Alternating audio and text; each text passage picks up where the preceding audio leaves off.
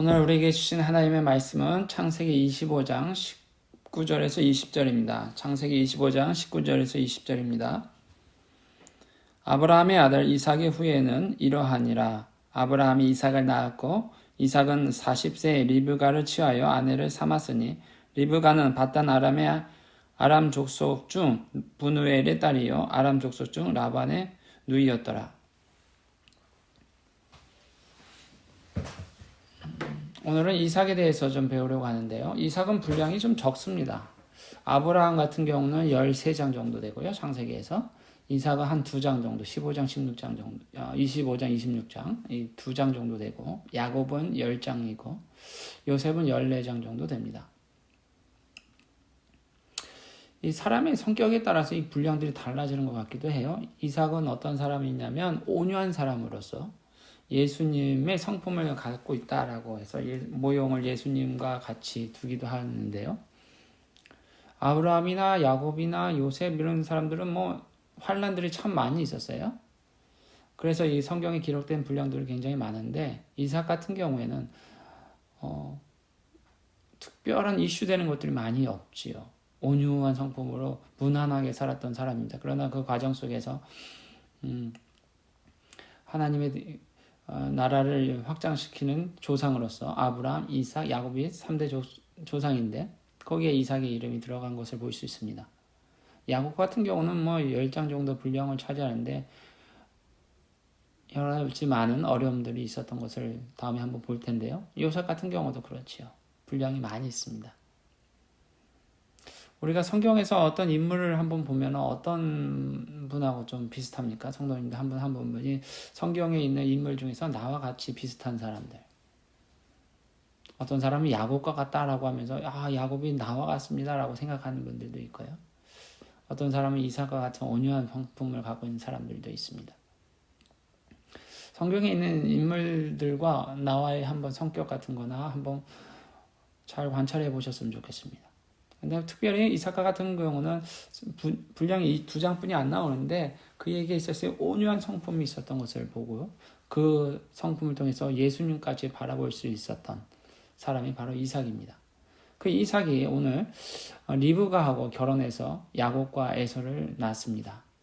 이삭이 40세에 리브가 결혼했다고 하고 또한 25장 26절에 보니 60세에 야곱과 에서를 낳았습니다.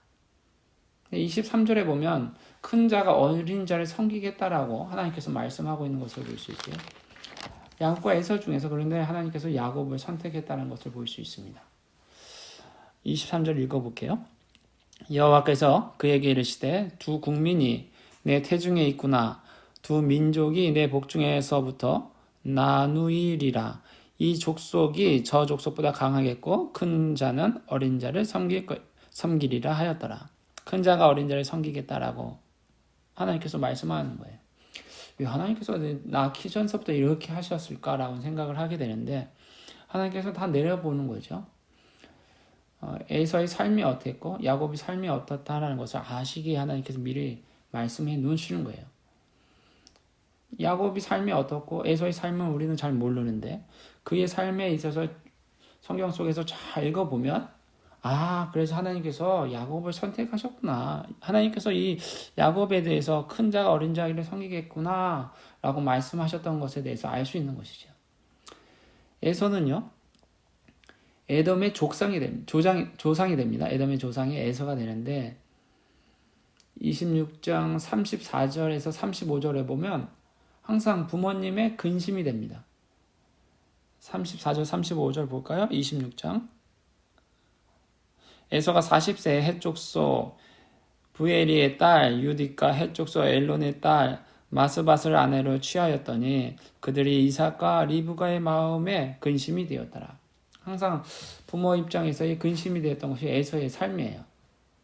그리고 36장 1절, 12절, 16절에 보면 에서가 에돔의 조상이 될 뿐만 아니라 에서의 후손들이요. 아말렉의 조상이 되기도 하고 이 사람들이 이스라엘과의 갈등 속에서 수많은 전쟁을 일으키는 것을 보게 되는데 그것에 대한 조상이 에서로 올라간다는 것이죠.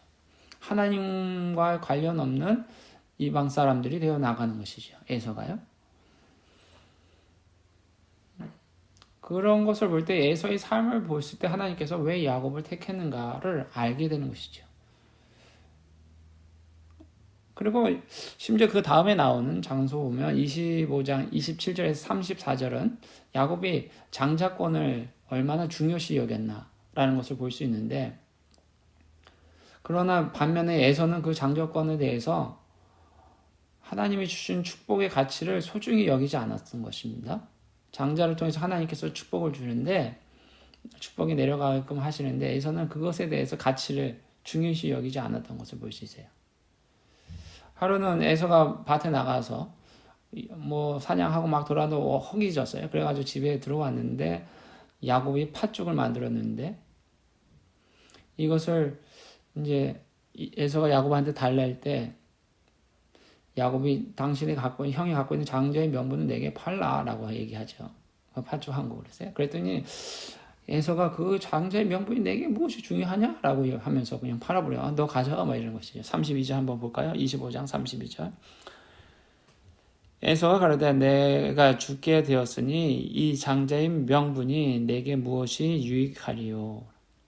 파는 것이요. 뭐 이게 뭐가 중요해? 장자의 명분이 말로 눈에 보이지 않는 거.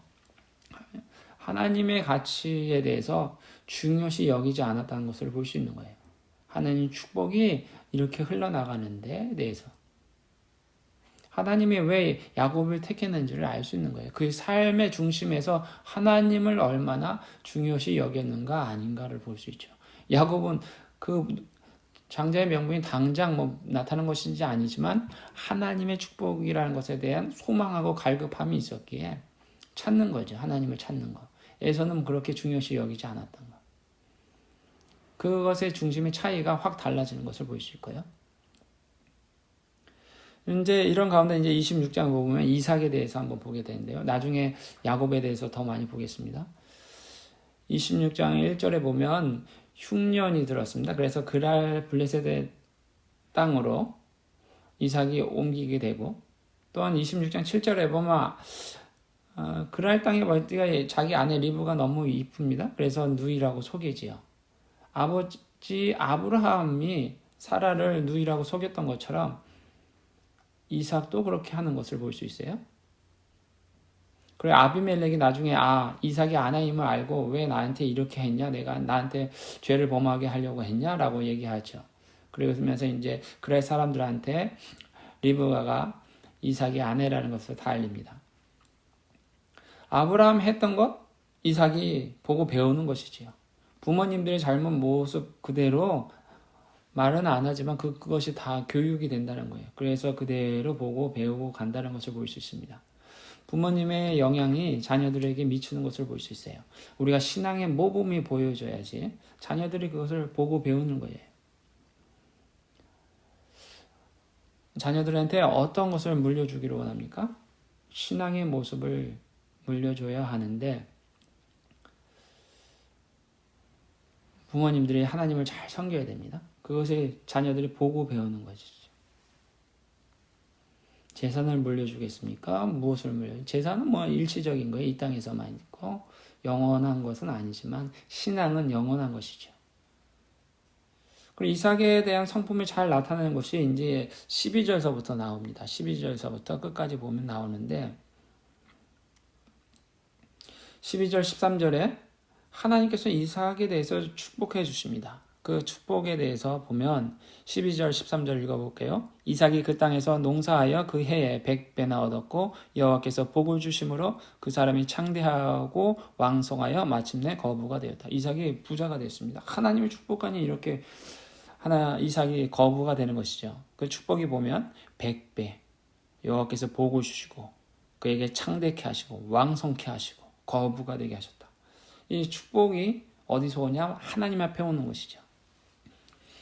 하나님이 우리에게 이런 은혜를 주시기 간절히 소망합니다. 이것을 볼 때 14절에 보니까 블레셋 사람들이 시기하기 시작합니다.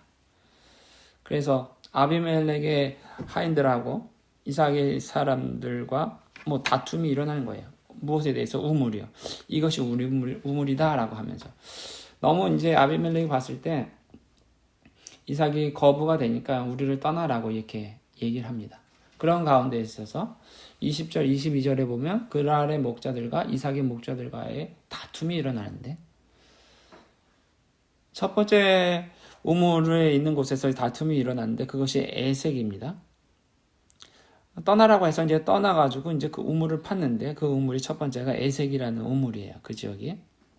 그랬더니 와가지고 막 싸우는 거예요. 이 우물이 우리 거다 막 이러면. 그래서 이삭이 그 다투기보다는 그러면 다른 데로 가면서 또 우물을 팝니다. 그래서 신나라는 우물 지역에서 우물을 파는데 거기서 또 다투지요. 그래서 그러면 너희 가져라 하고 이제 이삭이 또 다른 곳으로 옮깁니다.